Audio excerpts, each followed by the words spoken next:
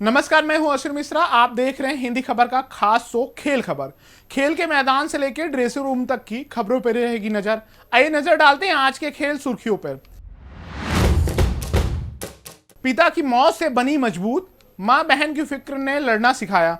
फौलादी शरीर की चैंपियन बेटी पूजा की कहानी। किस आधार पर विनेश फोगाट को भेजा जा रहा है? अंतिमा ने एशियन गेम्स के लिए चुने जाने पर उठाया सवाल। 500 मैच खेलने उतरेंगे विराट कोहली। सचिन के क्लब में होंगे शामिल। अश्विन के निशाने पे कुंबले का रिकॉर्ड। अब बात करते हैं खबरें विस्तार से।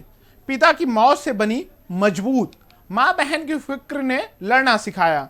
फौलादी शरीर की चैंपियन बेटी पूजा की कहानी पे आज हम बात करेंगे।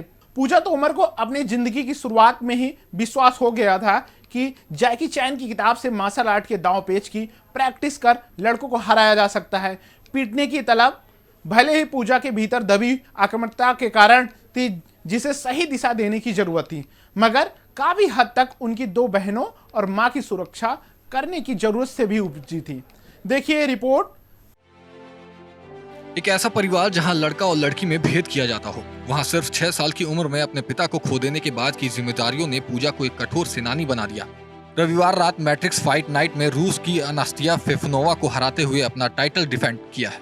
पश्चिमी उत्तर प्रदेश के मुजफ्फरनगर की रहने वाली पूजा तोमर ने फाइट नाइट में रूस की अनास्तिया फिफनोवा के खिलाफ बहादुरी से फाइट की। तोमर यह स्वीकार करने से कभी नहीं कतराती कि कई दुर्भाग्यपूर्ण घटनाओं के कारण उन्होंने एमएमए को चुना, न कि खेल के प्रति जिज्ञासा, रुचि और प्यार के कारण। उनका मानना था कि एमएमए में टॉप फाइटर में से एक बनने के लिए उनकी मानसिक दृढ़ता काम आई। उन्होंने इसके लिए न केवल खेल की प्रकृति को जिम्मेदार ठहराया, बल्कि जीवन में होने वाले झगड़ों को भी जिम्मेदार ठहराया। मीडिया से बातचीत में पूजा तोमर ने कहा, हम 3 बहनें हैं। मेरी एक बहन के पैर में समस्या थी और जब उसे कोई इसके लिए परेशान करता था या चिढ़ाता था तो मुझे बहुत गुस्सा आता था। मैंने इसके लिए लड़कों को पीटना भी शुरू कर दिया। बड़े होकर मैं जैकी चैन अभिनीत फिल्म देखती थी और मुझे लगता था कि मैं उनके स्टंट से कुछ सीख सकती हूँ और उन्हें इन लड़कों के खिलाफ इस्तेमाल कर सकती हूँ। फिर धीरे धीरे मैं मार्शल आर्ट की ओर बढ़ गई। पूजा की माने तो मिस्कर्ड मार्शल आर्ट में आप अंदाजा भी नहीं लगा सकते कि मुक्का या किक कहां से आने वाली है। वुशु में मुझे कभी भी इतना दबाव महसूस नहीं हुआ। मुझे ऐसा लगता था कि अगर आपने एमएमए खेला है तो आप जीवन में किसी भी चीज के प्रति मानसिक रूप से कमजोर महसूस नहीं कर सकते। महिलाओं का समर्थन करने के महत्व को समझते हुए तोमर ने अन्य महिलाओं से मिली मदद को भी स्वीकार किया। निसंदेह सबसे प्रभावशाली भूमिका उनकी मां ने निभाई। मीडिया से बातचीत के दौरान पूजा तोमर ने कहा, सबसे बड़ी योद्धा मेरी मम्मी हैं। मेरी माँ मुझसे भी बड़ी योद्धा हैं। वह मेरे विशाल परिवार के खिलाफ खड़ी हुई और मुझे एमएमए में खेलने दिया। उसने कहा, जा फाइट कर, मैं देख लूंगी। वह मेरे अंदर का जुनून देखती थी और जानती थी कि मैं कुछ कर सकती हूँ। मेरे परिवार वाले कहते थे कि मेरी आंखों पर काला निशान है, मुझसे कोई शादी नहीं करेगा, लेकिन उसे इसकी चिंता नहीं थी। पूजा तोमर MFN से पहले सुपर फाइट लीग और फिर वन चैंपियनशिप में भी भाग लिया। अब बढ़ते हैं अपनी अगली खबर की तरफ। किस आधार पे विनेश फोगाट को भेजा जा रहा है?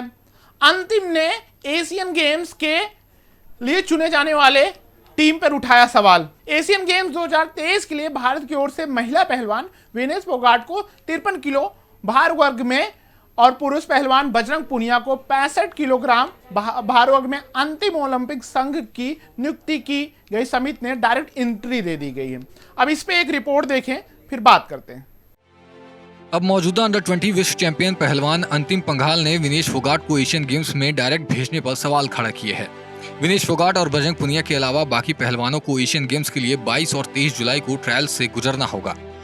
इस पर हरियाणा के हिसार की रहने वाली 19 वर्षीय अंतिम पंघाल ने सवाल खड़ा करते हुए पूछा है कि किस आधार पर विनेश फोगाट को डायरेक्ट एंट्री मिली। अंतिम पंघाल भी 53 किलोग्राम भार वर्ग में खेलती हैं। न्यूज एजेंसी ANI द्वारा जारी की गई एक वीडियो में अंतिम पंघाल ने कहा, विनेश फोगाट को एशियन गेम्स के लिए डायरेक्ट एंट्री मिली है, जबकि उन्होंने पिछले 1 साल से प्रैक्टिस भी नहीं की।